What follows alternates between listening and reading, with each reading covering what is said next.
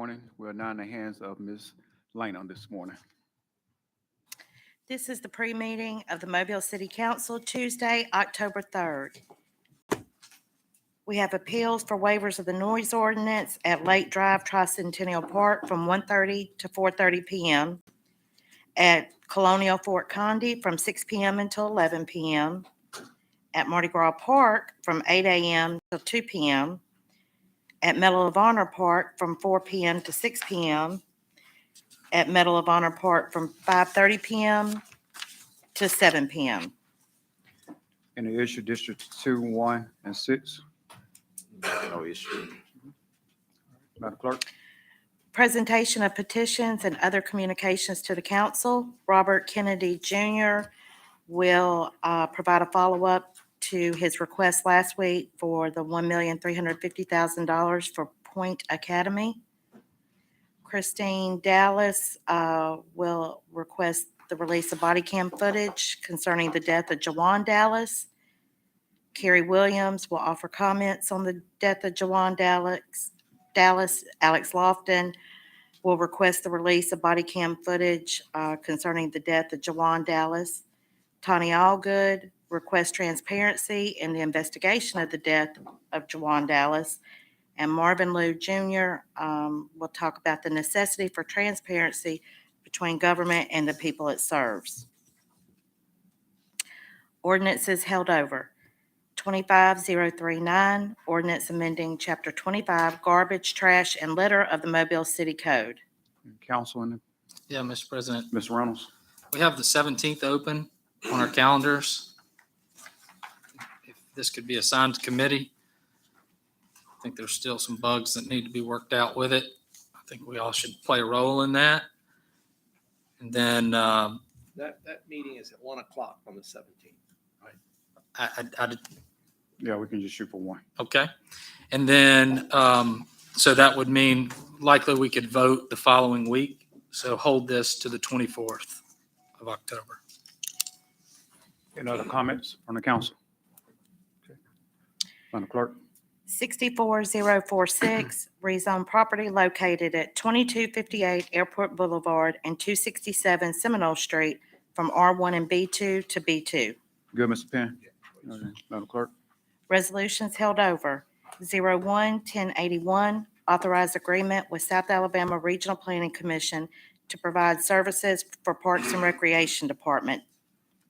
08-1082, approved purchase order to Inverus Training Solutions for quick turn targets, plates, and controller for MPD. 08-1083, approved purchase order to Tractor and Equipment Company for one compact excavator for public services. 08-1084, approved purchase order to Gulf Coast Fitness Service for exercise machines for the Connie Hudson Senior Center. 09-1085, appropriate funds in the Municipal Government Capital Improvement Fund to various capital projects. 21-1086, authorized contract with Spire for marketing services. 21-1087, authorized contract with Integrity Maintenance for elevator renovations at the Arthur R. Outlaw Convention Center. 21-1088, authorized contract with Clark Gear Latham and Associates for traffic engineering equipment building. 21-1089, authorized contract with John G. Walton Construction for U.S. Highway 45 streetscape improvement. 21-1090, authorized contract with Mike Hoffman's Equipment Service for removal of fuel system and underground storage tanks at Motor Pool. 60-1093 and 1094 are authorizing settlement agreements and release of claims. Consent resolutions being introduced. 37-1097, recommend approval to the ABC Board for issuance of a special events retail license to Bottles Up Mobile for J.C. Jean fundraiser at the fairgrounds.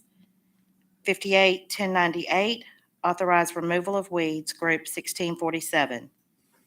37-1107, recommend approval to the ABC Board for issuance of a special events retail liquor license to Lit Cigar Lounge for the Gulf Coast Classic at Ladd Stadium. Resolutions being introduced. 01-1099, authorize agreement with Michael McDonald to provide racket stringer services for Parks and Rec Department, not to exceed $70,000 per year. 08-1100, approve purchase order to FIS Outdoor for fertilizer for parks maintenance, $20,034.97. 09-1101, allocate funds from the unassigned fund balance in the general fund to general ledger account performance contracts, $50,000. 14-1102, approve an application seeking permission to incorporate a capital improvement cooperative district and authorizing such incorporation. Any questions, comments with that? Yeah, I'm not exactly sure why this is necessary or what the purpose of this is. I've read the resolution, and I've seen the application by the three petitioners to ask for our approval. I don't understand the purpose of this.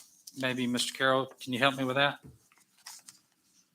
Well, the purpose of the petition is to each governmental body to establish a cooperative district. And in a cooperative district, we have three governmental bodies, which would be the school board, ourselves, the county commission, and the downtown redevelopment authority in order to establish it.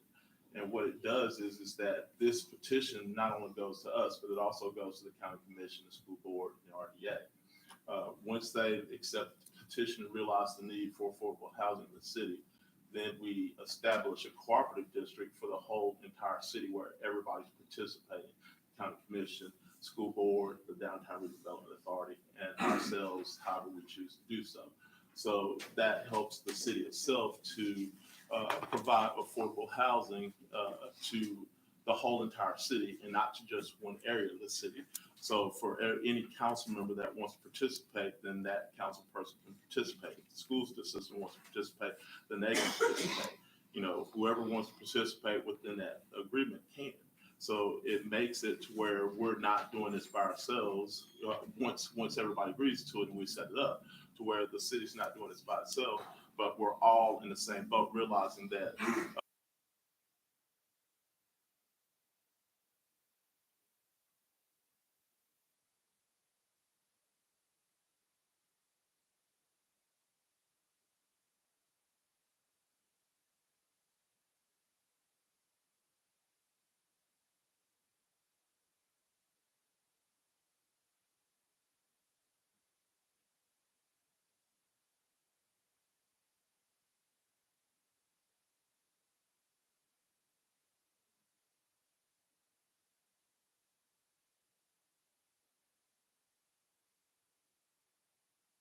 I guess it's my question, Mr. President, of more technically, I guess two things. How will this help us do that?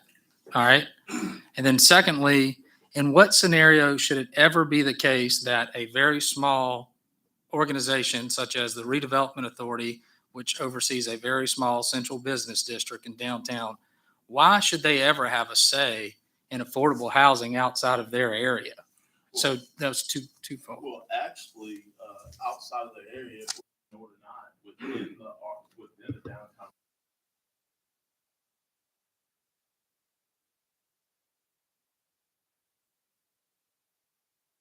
I start. But within that area, there's a huge concentratable need of housing. Right now, we have Restore Mobile participating. We have the Downtown Mobile Alliance participating. We have a whole bunch of other people within the loop participating and trying to provide affordable housing. One of the things that the RDA can do is do housing within the central business district. So, and they're Enabling Act says that they can do that, but they have not been doing that, well, simply because I don't think they've known that they can do it. But now that they know they can do it, and with funding from us or from District 2, as I say, to various projects that they have, then it makes them able to do things within the central business district. When you expand it throughout District 2, there are other doggone nonprofits that can also participate everywhere else. But here's the thing. I've learned that doing this before in a very confined area like the Oakley Garden District, where we had a OVRF, where just a few houses generated a whole bunch of block equity, which now the population boom over there is immense, and the density is coming back 100-fold.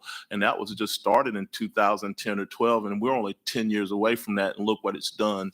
So the same type of activity within neighborhoods that have been underserved for the last 50 years will generate those type of opportunities. And it was just a small group of 4 people then. So imagine with a group that has both the school system, the RDA, the city and the county. Imagine what we can do to better our city, and imagine what we can do to better underserved neighborhoods that we have not done before.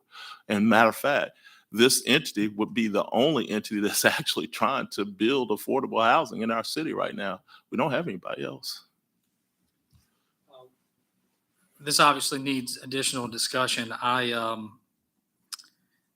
But to address some of your points, why don't we put Oakley Garden District on the board? Why don't we put, every neighborhood association in the city on the board? I mean, the way the breakup this is 7, one council person, or one appointment per council district, and the mayor would get appointment on this board of directors.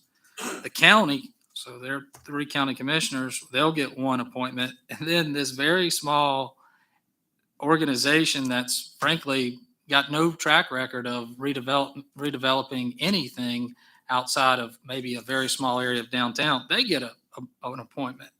I don't understand the point of that. Why would they need a board seat for this altogether? I mean, if they get 1, then I got 6 or 7 that I'm sure I can come up with that should get 1, because they have equal power, authority over their, small little neighborhood or area that's important to them.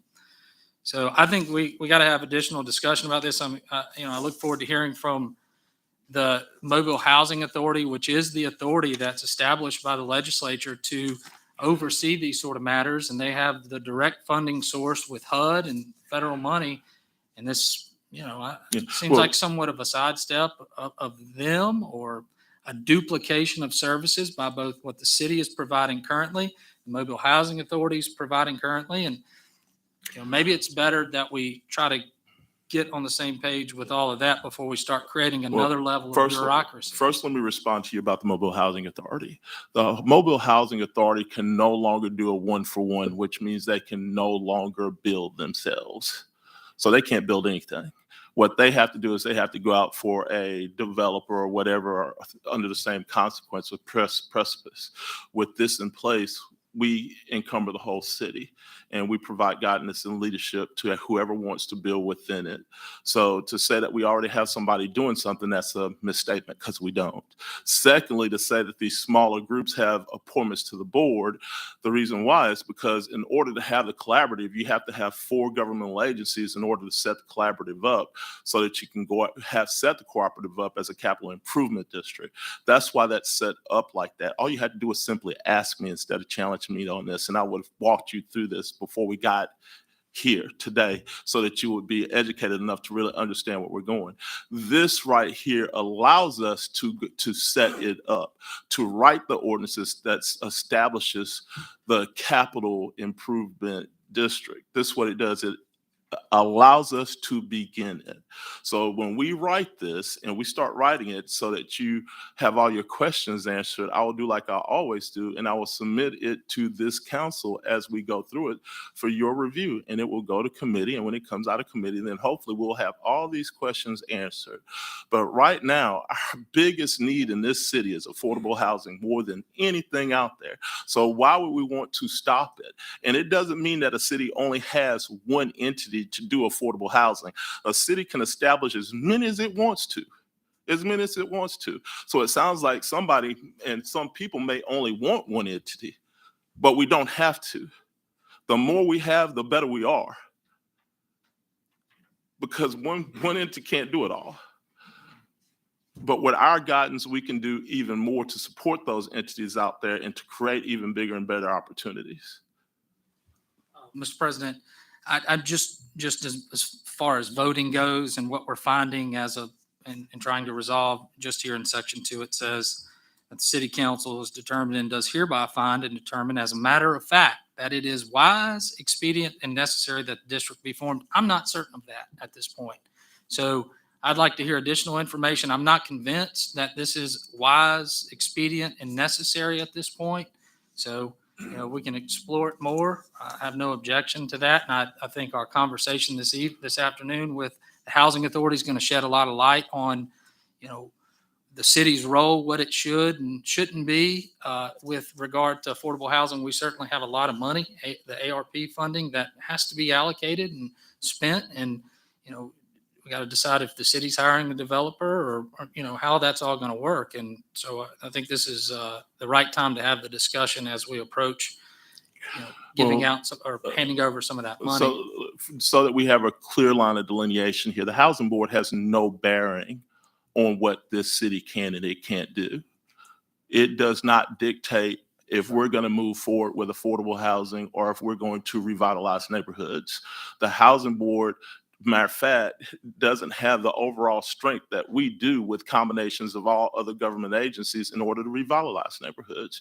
And I've got probably more underserved and derelict neighborhoods in this city than any council person. So if you're telling me that it is not my responsibility to help those peoples in those neighborhoods and those constituents and help us get these blighted properties and neighborhoods back up to where they be, then I've got a real concern.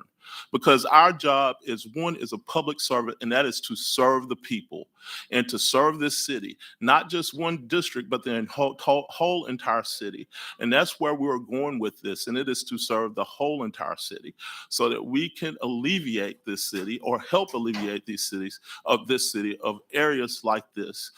Housing is one and only things that we have that promotes empathy and pride and hope. And if we do that right, then we start to doggone alleviate all the other problems that we're talking about when it comes to crime. We start there. Mr. President, one last comment, and I agree wholeheartedly of what you say, that affordable housing is very important to our city, and I would say probably should do a better job at it.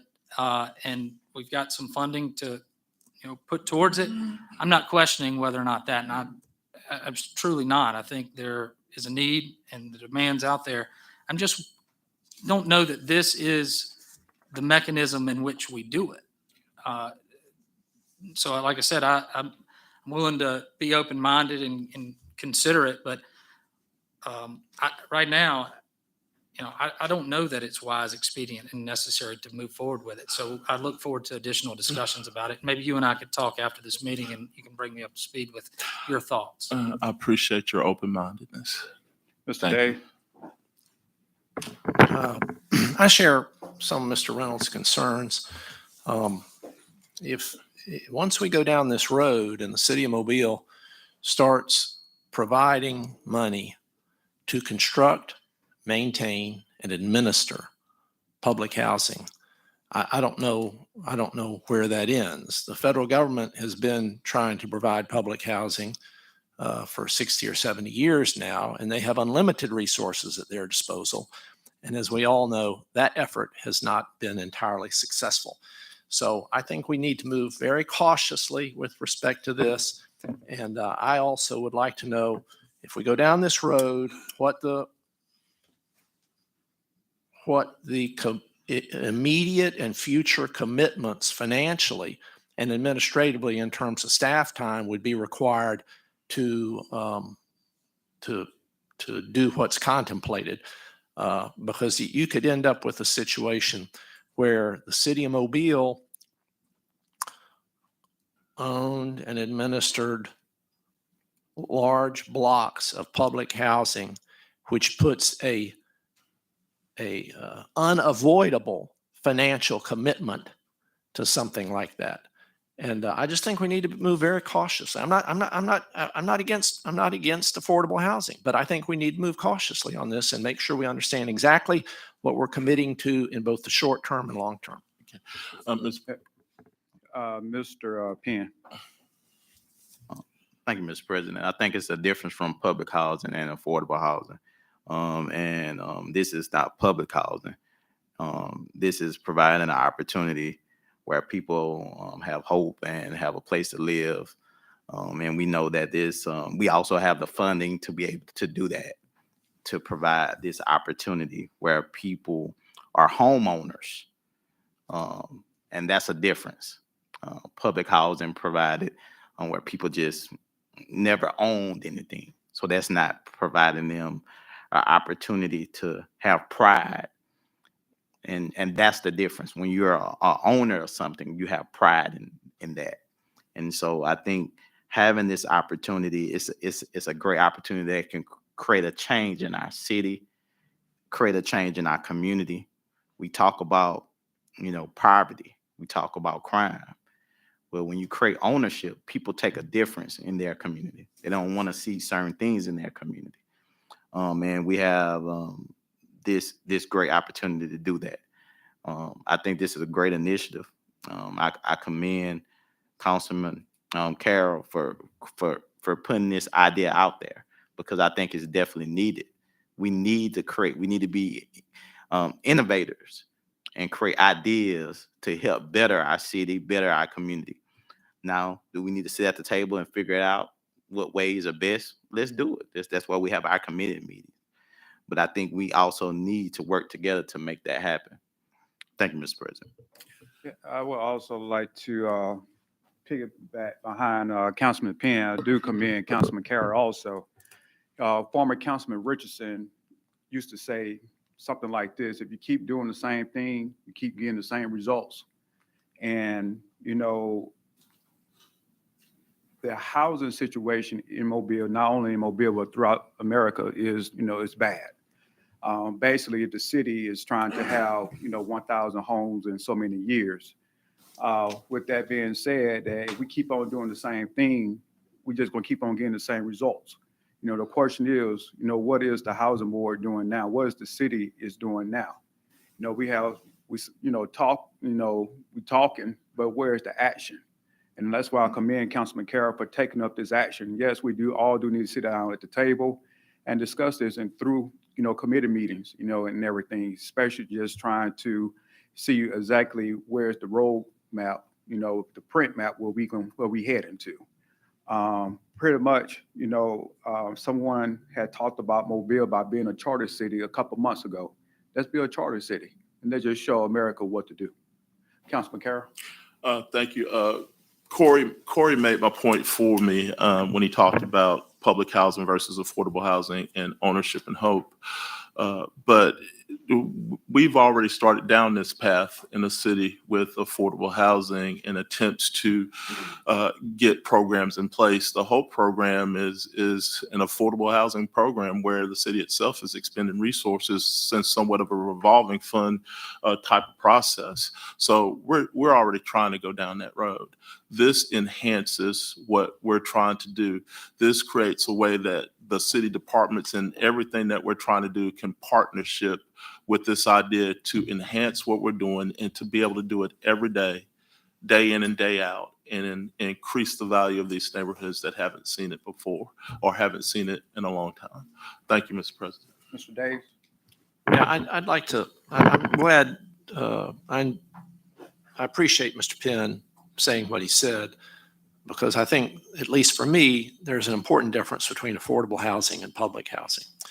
And I think that I personally would be much more amenable to a program that provided affordable housing where the person who lived in the building owned the building, and the city's financial obligation to that particular building ends at the point where the building is sold to the occupant. Yes. Rather than having some ongoing maintenance and administrative issues with housing. So anyway, I just wanted to make sure that, I just wanted to kind of clarify that in term, and that's just my own personal feeling right now at the very beginning of our discussion of all this.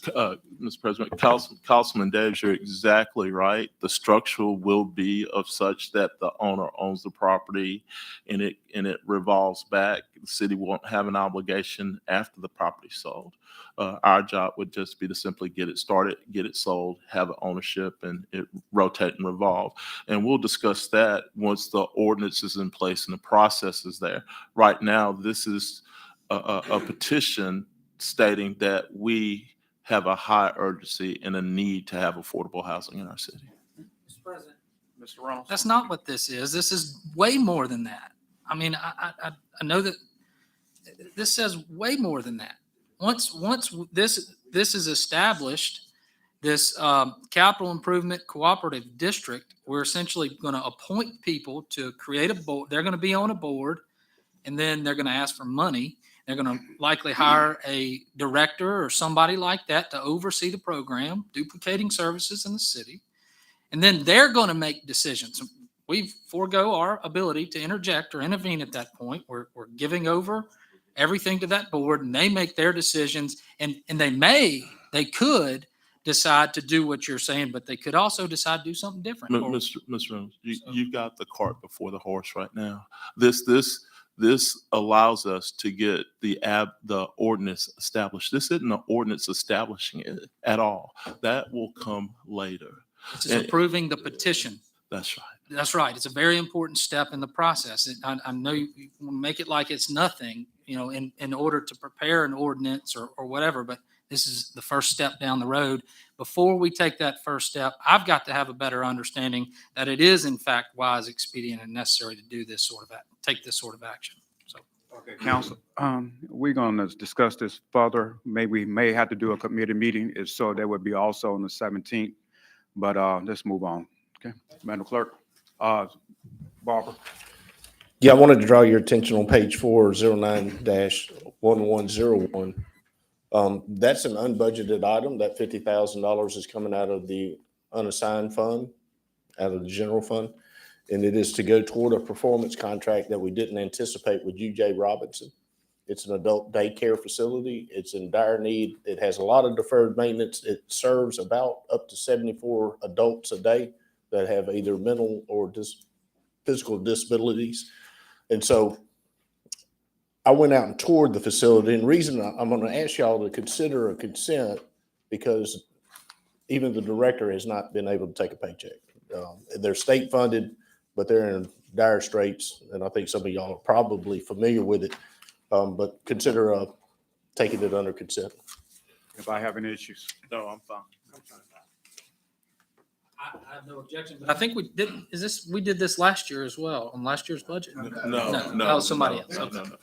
There's been contributions given out of discretionary. The mayor, if you remember a couple weeks ago, used some residual discretionary to keep the lights on. But this is to actually help them with their operational and deferred maintenance costs. They are state funded, but they're serving more people than they can actually fund. The funding will take care of. Thank you, Barbara. Madam Clerk. 21-1103, authorized contract with Cannon Solutions America for print services and supplies for mobile fire and rescue, $30,000 per year for 3 years. 21-1104, authorized contract amendment with Chris Francis Tree Care for citywide tree maintenance and removal services, not to exceed $1,500,000. Mr. President, Mr. Reynolds. this is last year's contract that we're just extending by double. That's right. So Okay. That 1.5 is the 750 you've already approved, adding 750 for a total of 1.5. Well, thank y'all for putting this on here. Madam Clerk. 60-1105, consent to the designation of a portion of Church Street from the intersection at McDonald Avenue to 160 feet east of the intersection of McDonald Avenue as a one-way street. Call for public hearings. 41-1106, call for public hearing to modify a previously approved plan unit development by removing a portion of the property from the PUD at 6301 Graylock Road, scheduled for November 7th. Announcements. We do have a committee meeting this evening. I urge every council member to please try to attend that meeting this afternoon at 1:00 p.m. Is there anything else from this council? Mr. Days? I would like to see if we could go ahead and schedule tentatively this meeting on stub polls. And I want to schedule it at a time when we can, far enough away so that we can give Alabama Power and the company I mentioned last week sufficient time to plan on being here. And I would suggest November 14th. Okay. That's fine. 1 o'clock. Yeah, 1:00. And let me check with, I'll get with you on it. November 14th. Thank you very much. Mr. President. Mr. Penn?